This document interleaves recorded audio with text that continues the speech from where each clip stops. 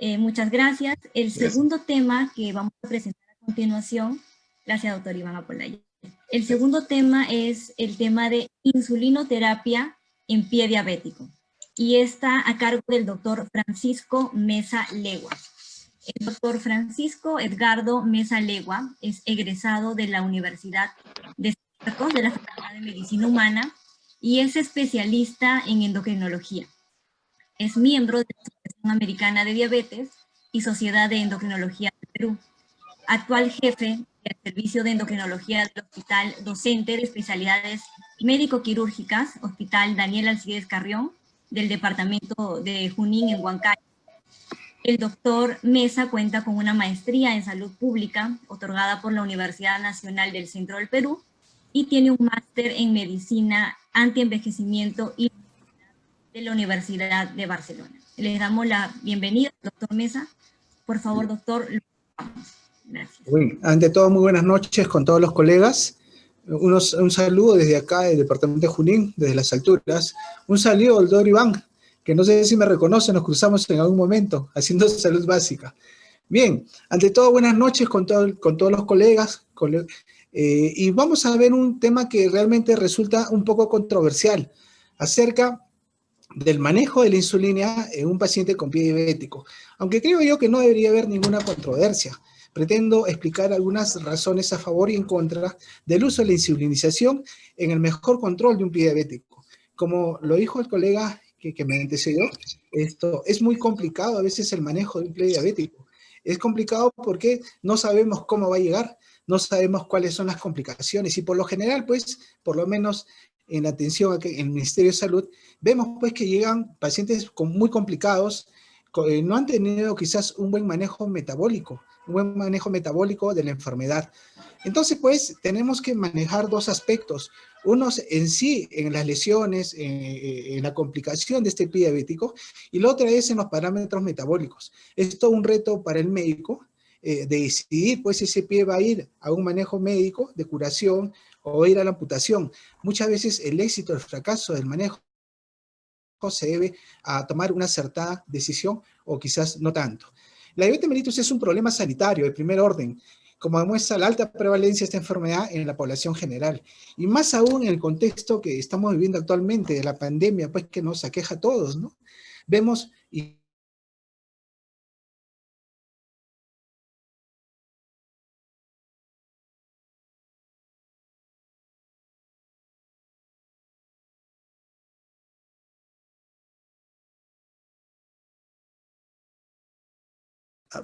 en cuanto al manejo,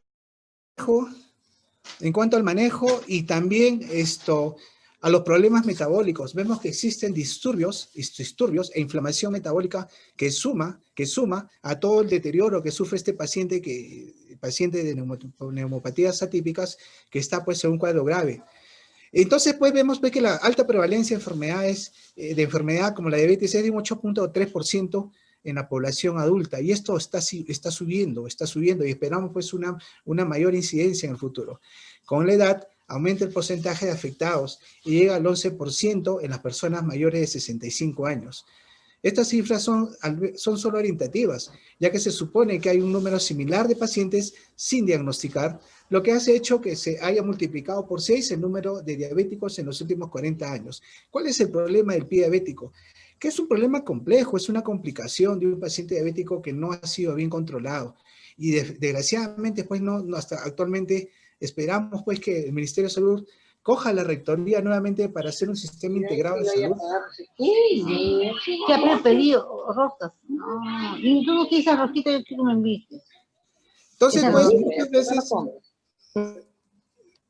muchas veces, como le digo, pues, no hay una buena coordinación, un buen manejo de la atención primaria. Muchas veces en atención primaria, el tema de la insulina es un tabú.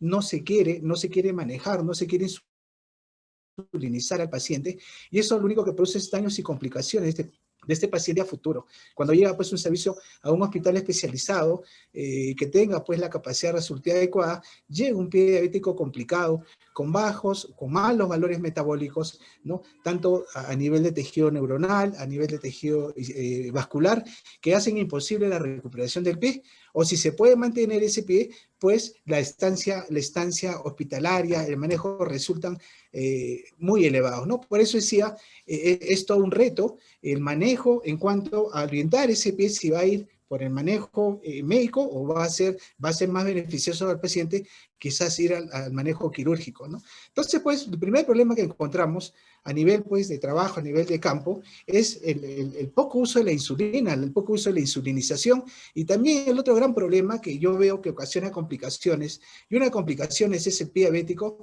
es que no todavía aceptamos, pues, las guías que nos dicen que la glibenclamida no debe usarse, ¿ya? Y la seguimos usando, ¿no? La glibenclamida, ¿por qué digo que es un tema especial y que merece darle importancia o nombrarlo? Porque produce la falsa sensación de que el paciente está controlando viendo una glucosa baja. Pero muchos vemos a estos pacientes después de 3, 4, 5 años que vienen con complicaciones y con una glucosa muy elevada y hace que la insulinización sea más agresiva, ¿no? Por eso yo creo que el primer error a nivel de salud pública que tenemos que solucionar, y creo que el Ministerio de Salud tiene que intervenir en esto, es alcanzar la insulina o masificar cuando se debe, cuando hay criterios, pero usar la insulina ya en atención primaria o continuar con el tratamiento, ya que a veces hay un poquito de oposición a esto. Quiero mencionar algunos efectos resultantes de la insulina como hormona, que no tiene que ver con lo que ya conocemos nosotros, ya sabemos cuál es la función en el hígado, en el músculo, pero quizás el tema importante es saber cuál es la función de la insulina a nivel de todos los tejidos. Y vemos pues que incrementa en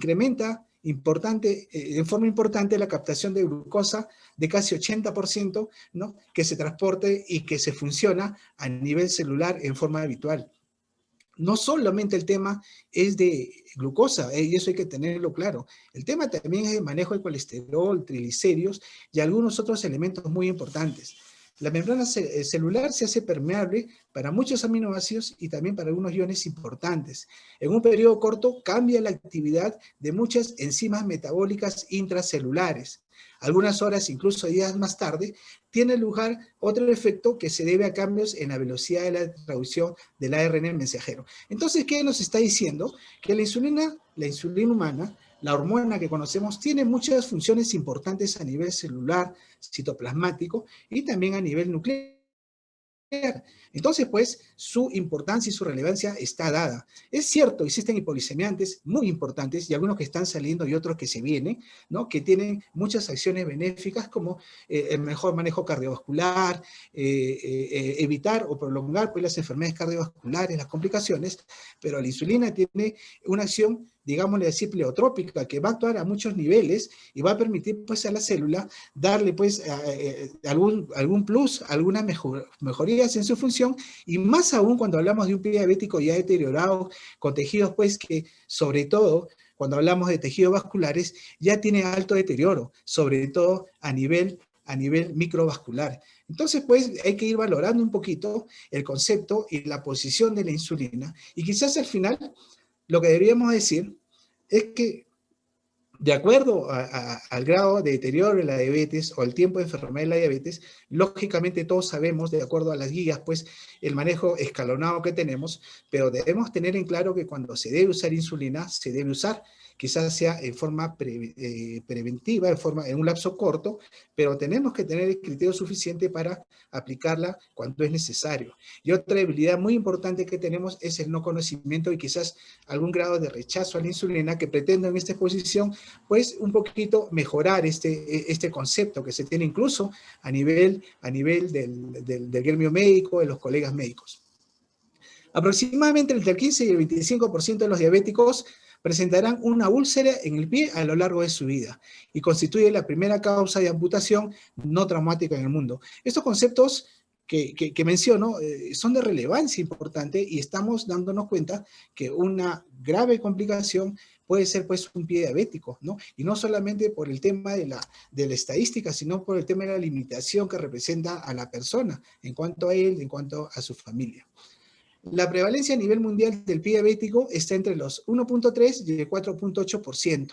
Estas úlceras se desarrollan por la confluencia de varios factores predisponentes y agravantes. Es importante reconocer la etiología y la fisiopatología del pie diabético. No voy a ahondar en conceptos puntuales, pero sí quiero sacar o resaltar algunos hechos importantes. Son factores predisponentes: la neuropatía sensitiva, que ocasiona la falta de sensibilidad, ¿no? La neuropatía motora, que ocasiona un desequilibrio entre la musculatura flexora y extensora, dando lugar a una artropatía, y la neuropatía autonómica, que da lugar a la hiperkeratosis y a la sequela de la piel. O sea, es una agresión continua a todo nivel, a nivel motor, a nivel sensitivo y sobre todo a nivel de la piel, que es un órgano de protección importante, aparte de otros beneficios. Son factores precipitantes cualquier roce o traumatismo, son factores agravantes la infección y la isquemia, que determina el futuro de la extremidad del paciente. Por lo que decía, pues, a veces esto es importante hacer una buena evaluación inicial para tratar de recuperar o sanar ese pie. Cuando ya el deterioro es realmente a nivel muy, muy profundo, entonces ya no vamos a poder hacer mucho. Y si queremos intentar curar ese pie, más bien estamos prolongando que es una complicación, o quizás estamos promoviendo un efecto grave a futuro. Entonces, un poquito siendo crítico de cuáles van a ser las complicaciones de la insulinoterapia, hay algunos puntos que quiero resaltar y de misma forma rebatir también que no son realmente complicaciones que se pueden manejar quizás. La primera y más importante es la hipoglicemia. Es la complicación más frecuente y temida en la terapia insulínica, dado que en los últimos años, con los nuevos conocimientos, cada vez aspiramos a metas terapéuticas más ambiciosas, ¿no? Todos los pacientes diabéticos deben ser educados para reconocer oportunamente y tratar adecuadamente una hipoglicemia, como se describe en muchos capítulos de la revista, ¿no? Actualizadas. ¿Qué quiere decir esto? Que nosotros, pues, si revisamos algunos protocolos, algunas guías, están reconociendo, pues, que la primera causa de hipoglicemia es a veces en el manejo hospitalario, en el manejo de pacientes hospitalizados, es a veces una hipoglicemia. Pero si analizamos bien, quizá la hipoglicemia se debe a un mal monitoreo, a un mal control de glucosas, a veces a no usar la insulina adecuada, o falta la experiencia o destreza en el uso de las insulinas. Felizmente, pues, como vamos a mostrar en un cuadro posterior, tenemos muy buenas insulinas que podemos usar en los diferentes espacios, ya sea en el espacio ambulatorio, en el espacio de hospitalización, en el espacio, pues, de emergencia, ¿no? Entonces, hay una versatilidad de insulinas que podemos, y un monitoreo también que cada vez se hace más eficiente, que pueden corregir estos efectos. Por ejemplo, en el ambiente hospitalario, a veces no es muy difundido o no hay recursos como para tener un hemoglucotest. El monitoreo se considera que es el factor más importante hospitalario en producir hipoglicemias. A veces no hay el recurso. Entonces, abastecer de recursos a los servicios hospitalarios creo que es un buen punto. Y yo les digo cómo, por ejemplo, hay un programa del Ministerio de Salud, el programa, por ejemplo, de control de enfermedades no transmisibles, al cual recibe un buen presupuesto. Quizás todo ese presupuesto orientarlos a potencial y mejorar los recursos para poder hacer un mejor monitoreo. De esta forma evitamos, pues, las complicaciones, un monitoreo más objetivo, adecuado, en tiempo oportuno. Yo creo que mejora mucho y reduce mucho las hiperglicemias. El aumento de peso también es importante y se reconoce como una complicación, pero a la par de la insulinización del paciente, se debe, pues, hacer un buen programa de control dietético. Si es en el área hospitalaria, pues el trabajo en coordinación con nutrición, y si es en el área ambulatoria, hay un programa diabético que debe haber estratégicamente distribuido en todas las zonas del país.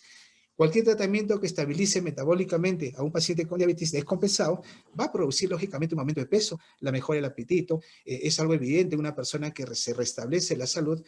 No obstante, el tratamiento con insulina puede además favorecer la ganancia de peso, un estímulo lipogénico directo de la insulina sobre el tejido adiposo, ¿no? Independientemente incluso de la ingesta, por lo que es fundamental un tratamiento dietético estricto y tener claramente establecido, ¿no? Y tenemos buenas guías para eso, cuándo se debe usar insulina y con qué criterio se debe usarla, ¿no? Entonces, el tema no es insulinizar o no insulinizar, sino cómo hacemos una atención personalizada de nuestro paciente, ¿no? Cada paciente es una realidad diferente y eso hay que reconocerlo.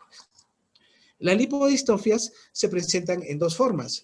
una lipodistrofia atrófica y una lipodistrofia hipertrófica, ¿no? Pero ambas se están corrigiendo, ¿no? Ambas se están corrigiendo.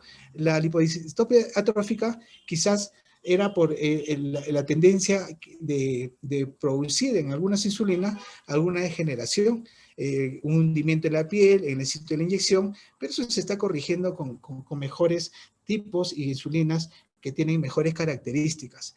La lipodistrofia hipertrófica más bien se da por una mala práctica, ¿no?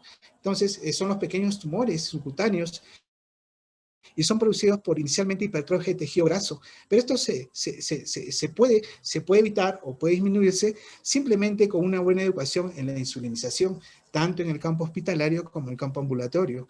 En el hospitalario, por ejemplo, tener una mejor técnica para insulinizar al paciente, ¿no? Cambiar las zonas en la piel, y cuando es en el trabajo del paciente ambulatorio, quizás una buena consejería. Los programas son muy importantes porque apoyan esta educación al paciente. Bueno, lo demás que no son tan importantes, cambios de reflexión del cristalino, ¿no? Se debe a variaciones bruscas e importantes de la glicemia, ¿no? Entonces, pues, acá va la otra orientación, ¿no? Si bien es cierto, tenemos insulinas que pueden cambiar rápidamente las glicemias en las personas, no es bueno hacer, pues, un cambio en tan corto tiempo, ¿no? Tenemos que usar el tiempo prudencial, llevar a controles adecuados en forma progresiva. No podemos acortar ese tiempo porque estamos produciendo desórdenes internos a nivel de la osmolaridad en el medio interno, que altera pues la relación entre algunos órganos o tejidos, en este caso del ojo. El edema insulínico es poco frecuente y se presenta especialmente en diabéticos enflaquecidos con periodos prolongados de hiperglicemia, o sea, en pacientes mal controlados que no han tenido un seguimiento adecuado. Aparece 8 a 15 días después de la compensación, ¿no? Preferentemente en extremidades inferiores, pero a veces es generalizado. Se vería a cambios en la reabsorción de sodio a nivel renal, ¿no? Entonces, pues, no olvidemos la alta relación de la insulina con el nefrón en cuanto al manejo del sodio y a la resistencia a la insulina. Hay una relación muy importante y el edema insulínico se puede manejar regulando pues la corrección, ya sea en el ambiente hospitalario o ya sea en el ambiente ambulatorio. Las infecciones en los sitios de inyección también se pueden corregir. Eso es un problema que se menciona, pero es manejable. O sea, depende del personal de salud, depende mucho de las reglas de bioseguridad.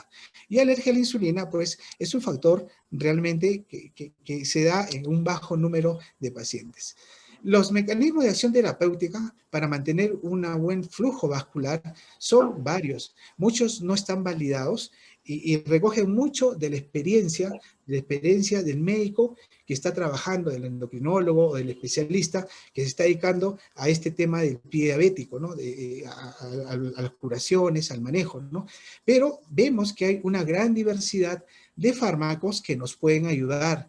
¿Quién lo decide? El acceso a esos medicamentos, la experiencia del profesional y también cómo reacciona el paciente ante este tratamiento y este manejo. Eso es muy importante. El manejo por fenotipos es diferenciado. No todas las poblaciones, no todas las realidades van a obedecer a un mismo manejo, ¿no? Por eso quizás en la exposición anterior se hablaba de diferentes tipos de apósitos, porque realmente es así. Existen diferentes tipos de pacientes, existen diferentes complicaciones, pueden ser de tipo neuropático, pueden ser de tipo vascular, pueden ser mixtas, pero tenemos que, conociendo al paciente, tratar de adecuar y personalizar el manejo.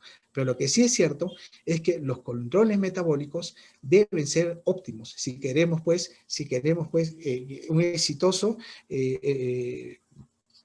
respuesta de un pie diabético. Vamos a hablar algo muy rápidamente sobre la fisiopatología del síndrome de pie diabético.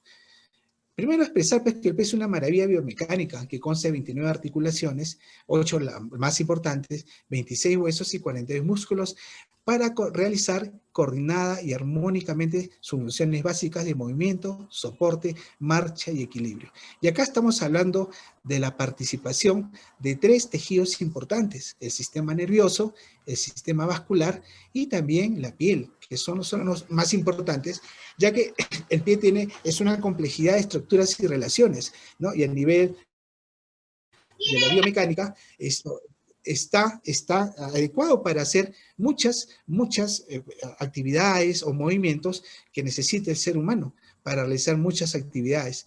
El pie plantar posee un estrato córneo queratinoso que responde normalmente a las demandas de fuerza, estrés, marcha, peso corporal y ejercicio. Entonces, pues, estamos viendo que hay varias variables que van interactuando.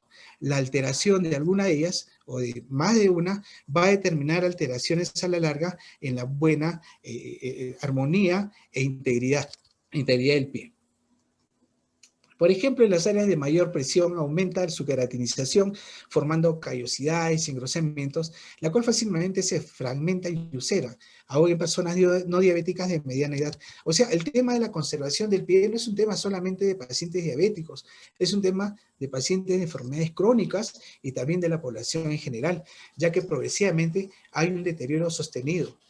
Al pie diabético se agregan problemas potenciales de los huesos y articulaciones en virtud de la insuficiencia vascular, periférica y la neuropática.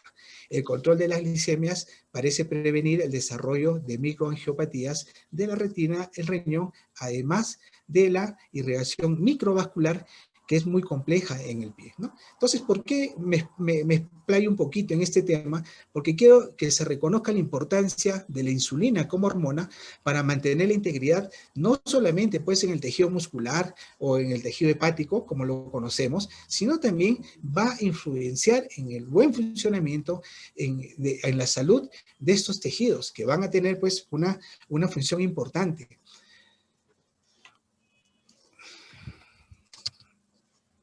La insuficiencia vascular periférica en la diabetes mellitus afecta a vasos sanguíneos pequeños y grandes.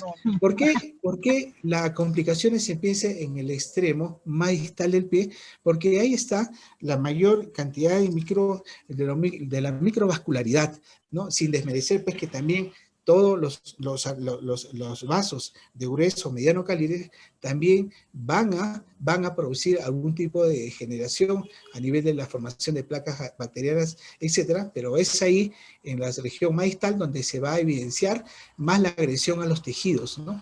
La macroangiopatía de la diabetes mellitus no es muy diferente a los de enfermos no diabéticos.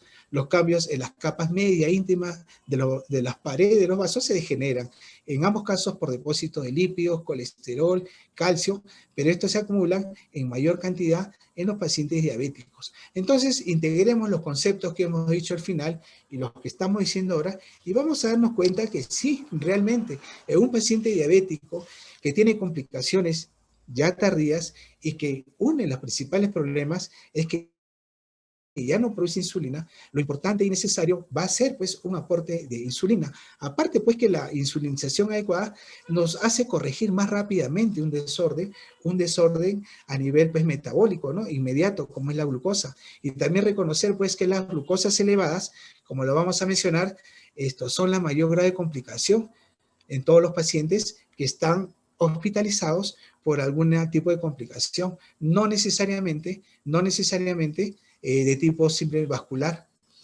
La oclusión pues, de estas pequeñas, la oclusión de estas pequeñas arterias en el pie explicaría pues la localización de las áreas de necrosis en los diabéticos. La angiopatía de vasos de mayor calibre no progresa al mismo tiempo que los pequeños vasos. Los pequeños vasos de los ortejos exhiben aterosclerosis más avanzadas que los vasos proximales, por lo que aún en presencia de pulsión pediotibial, el ortejo puede tener signos de insuficiencia, ¿no? Ya que la alteración se da a nivel microvascular. Existen muchos trabajos en que implican o resaltan la necesidad de mantener pues íntegro este sistema nervioso y este sistema vascular que se nota alterado ya aún antes de que se muestre pues las características dadas a través del examen clínico de un pie diabético, ¿no? Hay muchos estudios que han determinado pues la alteración, ¿no? En cuanto a la función de los nervios periféricos, simpáticos, y adrenérgicos y colinérgicos de pacientes con diabetes mellitus 2 y con diferentes úlceras neuropáticas de pie. Hay algunos parámetros que se usan, por ejemplo, la dilatación, la vasoconstricción arterial y la respuesta simpática de la piel, ¿no? Y siempre se han encontrado, como muestra evidente, que las alteraciones neuropáticas y las alteraciones vasculares se dan mucho tiempo atrás, antes que se desarrolle pues, la clínica característica o algunos datos que podemos evidenciar a través del examen clínico, ¿no? Bueno, acá está una clasificación de Wagner que me parece importante e interesante, que nos sirve de referencia para catalogar la profundidad o la alteración. Y también es importante para definir el manejo de ese pie diabético. Hay veces es necesario pues a ese pie darle un manejo quirúrgico y a veces será necesario darle un manejo médico, ¿no? Entonces hay que interpretar. La combinación de la neuropatía sensorial y la isquemia tiene efecto directo adverso sobre los mecanismos de defensa del huésped, en particular hacia los pacientes con diabetes mellitus más vulnerables a las infecciones del pie. La neuropatía puede producir la amputación por varios caminos, los cuales incluye la pérdida de la función autonómica, sensitiva y motora de los nervios periféricos. Entonces, pues vamos a ver que si bien es cierto, debe valorarse el uso de la insulina en pacientes de acuerdo a su deterioro. Hay momentos en que quizás sea mejor el uso asociado de hipoglicemiantes con insulina, más que nada para preservar valores metabólicos en rangos más estrechos, pues que permita pues un trabajo exitoso cuando estamos abordando el manejo en sí de un pie diabético. Entonces, pues, para terminar este punto, la primera parte, vamos a ver pues, que la fisiología del pie diabético, la fisiopatología del síndrome del pie diabético es una realidad compleja que involucra pues, cambios a nivel angiopático y a nivel neuropático, y todos en forma conjunta van a producir, en forma progresiva, zona de necrosis y gangrena que nos van a llegar a la amputación. Entonces, pues, si nosotros hacemos un balance, hacemos revisiones, vamos a darnos cuenta, pues, que el manejo óptimo y un control metabólico adecuado va a llevar a un mayor éxito en el manejo de este pie diabético. Numerosos estudios han demostrado una asociación positiva entre hiperglicemia y complicaciones, tales como mortalidad intrahospitalaria, mayor duración de la internación, mayor frecuencia de la admisión en unidades de cuidados intensivos, necesidad de internaciones en instituciones de complejidad intermedia, que son las instituciones que mayormente no contamos con ellas a nivel nacional, y riesgo de infección y complicaciones del pie diabético, compromiso en la cicatrización de heridas y falla orgánica múltiple. Entonces, pues, el pie diabético, que es una patología que por lo general, de acuerdo a las complicaciones que tiene, necesita una estancia hospitalaria.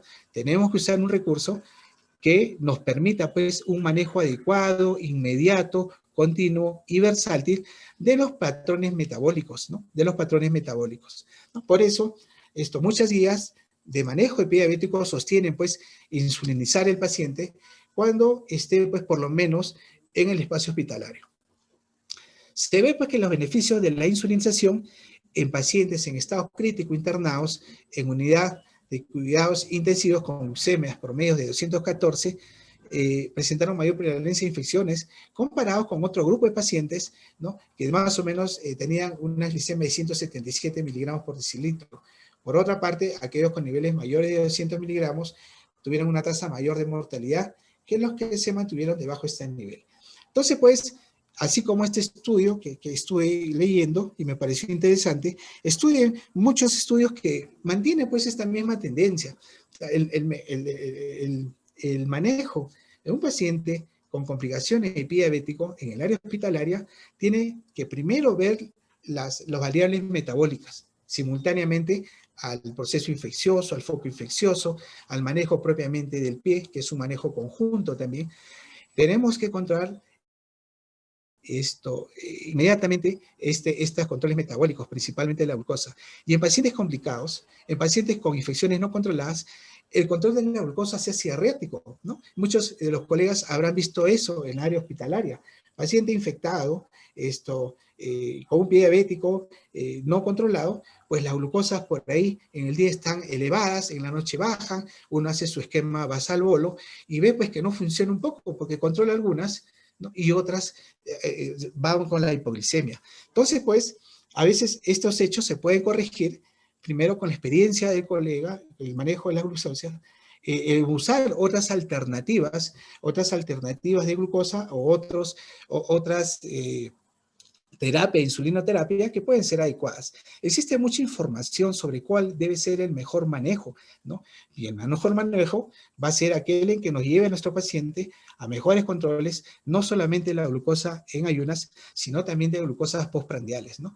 Nosotros tenemos por costumbre ver o evaluar un paciente, por lo general con glucosas en ayunas, pero si viéramos las glucosas postprandiales, quizás nos daríamos sorpresa o nos daríamos cuenta de que hay muchas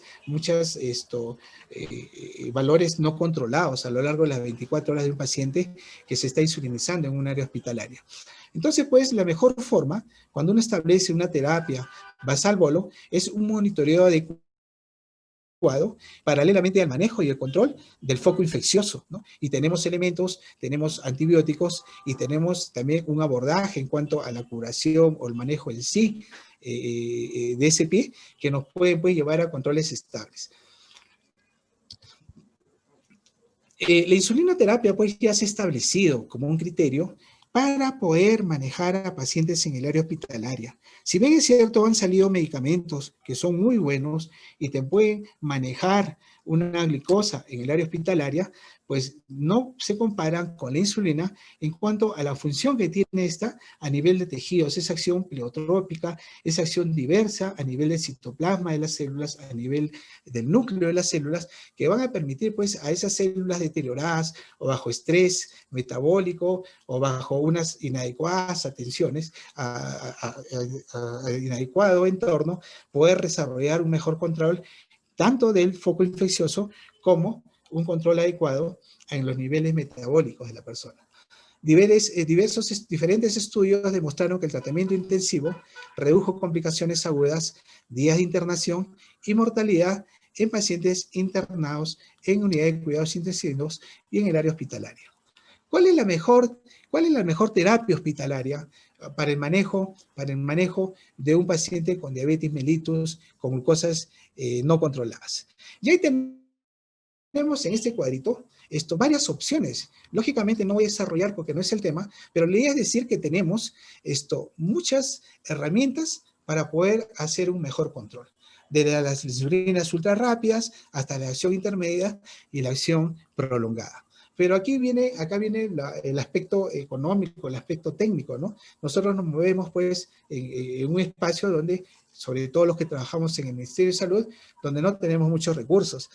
Solamente algunos hospitales pueden comprar una insulina glargina o una insulina de acción mucho más tolerante, que no produzca hipoglicemias, ¿no? La mayoría de nosotros nos encontramos con una insulina NPH y con una insulina R como recursos. Y también se pueden manejar con estos dos esquemas puede hacerse un buen control glicémico, ¿no? Incluso hay trabajos donde se puede manejar en el área hospitalaria las glicemias del paciente con dosis solamente de insulina NPH, ¿no? Aparte de la insulina basal bolo que conocemos, aparte de la insulinización basal bolo plus que también la conocemos, ¿no? Entonces, lo importante es saber en qué espacios o con qué pacientes podemos cambiar a diferentes tipos de insulinización, ¿no? Que creo que es un tema del que podemos hablar bastante, pero el hecho es reconocer, pienso yo, en primer lugar, que tenemos que tener los recursos importantes. ¿Qué necesitamos? Bueno, que todo servicio tenga un glucómetro y a veces no lo tiene. que tienen a disposición tiras reactivas, que tengan un stock de insulina NPH, insulinas de acción regular, y también los recursos como son las jeringas, que deben ser unas jeringas adecuadas, no cualquier jeringa, como a veces usamos, ¿no? Las jeringas para tuberculina, no es, porque condicionamos pues las complicaciones que hemos mencionado al inicio de la exposición. Entonces, pues, debemos asegurar recursos, y lo segundo, se necesita la práctica, ¿no? La práctica, la experiencia, para poder afrontar estos pacientes. Como vuelvo a repetir, el paciente con diabetes mellitus descompensado, con un pie diabético que ingresa a un área hospitalaria, es un paciente muy complicado, que está descompensando a varios niveles, y que la compensación debe también manejarse en forma paralela. Las glucosas se hacen desordenadas, hipoglicemias en un momento del día, hipoglicemias en otra. Entonces, corrigiendo los factores infecciosos, vamos a mejorar mucho el control a través de la glucosa. Y al margen de eso, tenemos alternativas para manejar este tipo de pacientes. Por ejemplo, hay pacientes que por ahí te hacen hipoglicemias, hiperglicemias, que están en el proceso de tratamiento, de antibiótico terapia. Para ellos podemos ponerle, por ejemplo, una insulina basal Bolo Plus. A otros pacientes, pues, que tienen glucosas erráticas, o que tienen tendencia a ser glucosas postprandiales elevadas, un esquema triple de NPH podría ser una alternativa. O el esquema basal Bolo, que es importante y funciona, podría también ayudar bastante. No olvidar también que podemos, adicional al tratamiento de insulinoterapia, quizás metformina, que es un importante aliado, que complemente el trabajo de la insulina, y quizás a través de esta reducir el riesgo de pacientes que hacen hipoglicemia, ¿no? En cuanto a los objetivos... 5 minutos, por favor. Ya. En cuanto a los objetivos glicémicos en pacientes en estado crítico, pues tenemos muchas guías, ¿no? Muchas guías que podemos tomarlas como referencia. El valor de 120 máximo en ayunas, y por debajo de 180 postprandial es un estándar, creo yo, que debemos asumirlo, ¿no? Tampoco podemos llevar al paciente a dosis a valores de glucosa muy bajas, ¿no? Y también tenemos que ver el contexto del paciente. Un paciente geriátrico, un paciente anciano, debemos ser más tolerantes que un paciente joven, debut, con una complicación aguda, donde debemos de ser un poquito más racionales. Entonces, pues, tenemos ahí algunos manejos vamos a encontrar muchos realmente. Abrimos el internet, vamos a encontrar muchas guías propuestas por muchas sociedades científicas respetables que están publicando esto, pero pienso yo que al final de cuentas, cada la experiencia recogida en el trabajo constante va a ser, creo que, la mejor guía que vamos a hacer. No olvidemos que la guía es el punto de partida, Debemos apoyarnos en una guía para empezar a corregir, pero el paciente a la larga te va a decir cuál es el mejor tratamiento y cuál es la mejor terapia que va a seguir. En cuanto a la ventaja de la insulinización, ya para acabar, el tremendo impacto de la diabetes mellitus 2 en la morbimortalidad de los pacientes, y la evidencia de que un adecuado control metabólico puede reducir la aparición y la gravedad de las complicaciones microvasculares, suponen para los profesionales implicados en el cuidado de estos pacientes un importante reto que invita a la actualización de las competencias necesarias para el adecuado manejo de las herramientas disponibles, ¿no? La terapia con insulina es la más eficaz en conseguir un adecuado control glucémico. Además, está claramente demostrado que en la diabetes mellitus 2 se produce un deterioro progresivo de la función de las células y los tejidos, que implica la necesidad de una terapia escalonada, de adición progresiva de fármacos, que en algún momento supone la necesidad de insulina, ¿no? Y estudian grandes estudios, como el UKPDS, que se realizaron, pues, en grandes lapsos de tiempo, que todos los conocemos, ¿no? Que nos evidencian esto, ¿no? Y nos plantearon, pues, que llega un momento en que hay que usar la insulina para lograr un adecuado control metabólico, y lo que es más importante, controlar el control de las comorbilidades, ¿no? Existen metas, existen niveles, existen criterios, objetivos a los cuales nosotros debemos llegar ¿no? Y lo tenemos ahí, el 6.5, si es como una meta de la hemoglobina glicosilada a llegar, ¿no? Pero al final de cuentas, lo que tenemos que hacer es, pues, llegar a estos métodos con una adecuada insulinización en el tiempo adecuado previsto y con un adecuado seguimiento.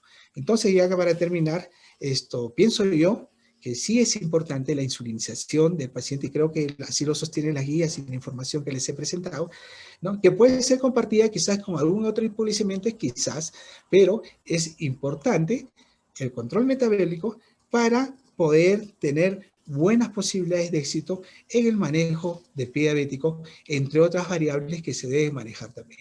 Muchas gracias. Doctor Francisco Meza, muchísimas gracias a usted. Tenemos aquí algunas preguntas del público. ¿Cuál cree usted que es la principal causa de retraso en el uso de insulina? Ya, bien.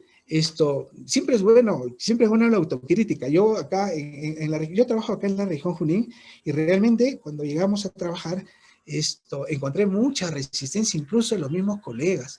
Y encontré también a veces que algunos colegas negaban el uso de la insulina. O sea, no querían que el paciente use. Y eso no me parece una conducta adecuada. La otra deficiencia es el poco conocimiento y experiencia, y esa es responsabilidad también, creo yo, del Ministerio de Salud, y acá hay que hacer un llamado. El Ministerio de Salud debe recuperar la rectoría, sobre todo los hospitales mayores, porque necesitamos liderazgo. Ay, Diosito, Gabriel Zorrilla. ¿Por qué le digo esto? En atención primaria, a los médicos deben tener la capacidad de usar insulina. O sea, los médicos deben tener la competencia para usar insulina. No quiere decir esto que la usen en todos los pacientes, eso sería una aberración, sino que cuando el paciente lo necesita, tener los criterios para iniciarla. Cuando el paciente viene derivado de un hospital de mayor capacidad resolutiva, tiene que saber continuar con la insulinización. ¿Qué está pasando ahorita en este periodo del COVID? Se ha roto el nexo entre la atención primaria y el área hospitalaria. Cuando hay un paciente que llega a atención primaria, que es un paciente diabético controlado, que ha sido atendido en el hospital, simplemente le dicen: vaya al hospital porque acá no hay insulina, no hay el recurso.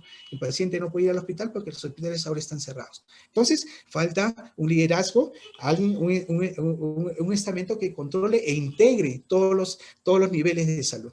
Por eso, yo creo que el segundo motivo es ese, que no se está desarrollando la experiencia, la pericia para el manejo de insulina en atención primaria. El tercero es la falta de recursos y de insumos. No todos los establecimientos tienen una insulina, por lo menos una insulina R o una insulina NPH, por lo menos una NPH para prolongar o continuar el tratamiento ambulatorio de este paciente que ha sido observado en un hospital de mayor capacidad resolutiva. Entonces yo creo que es un reto en conjunto que debemos asumir. ¿Alguna otra pregunta? Sí, tenemos otra pregunta más.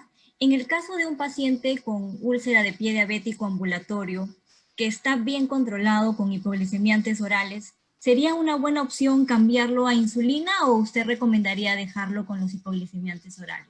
Bien, si un paciente tiene un pie diabético, me parece que es un paciente que está complicado, que ya tiene un tiempo largo de enfermedad, y habría que valorar y sopesar. Habría algunos criterios, por ejemplo, primero darle un buen mantenimiento a un pie. El pie pues debe ser controlado en forma periódica, aunque no sea un pie diabético, aunque sea un pie en riesgo, ¿no? Tiene que tener un control periódico.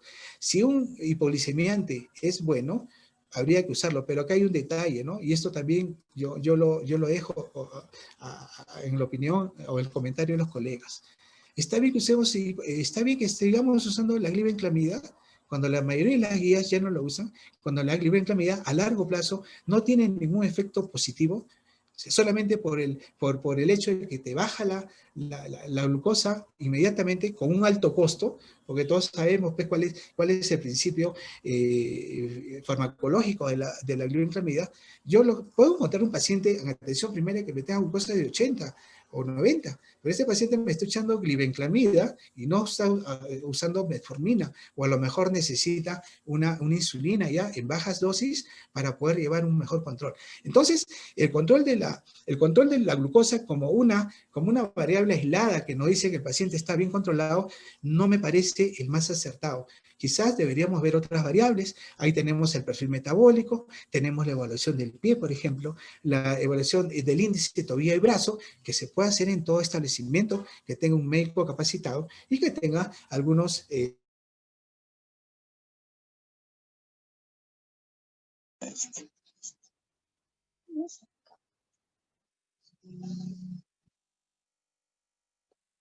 que es importante una evaluación adecuada del paciente diabético. Y por eso le digo, vuelvo a insistir, el reto es bajar la tensión o dar la tecnología, dar la capacitación adecuada a los establecimientos de atención primaria para que de esta forma los colegas que están trabajando ahí tengan mejores herramientas y lleguen en un tiempo anticipado para evitar todos estos desenlaces que estamos viendo en este interesante rol de charlas. Muchísimas gracias, doctor Francisco Mesa, por su brillante exposición. Gracias. Bueno, yo creo que la mayoría de nosotros asistentes nos queda ya bastante claro que retrasar el uso de insulina solo va a traer consigo que las complicaciones en un paciente con diabetes que no está controlado solo empeoren, ¿no? Igualmente, el equipo organizador le hará entrega del certificado correspondiente a su gran aporte. Muchas gracias, doctor.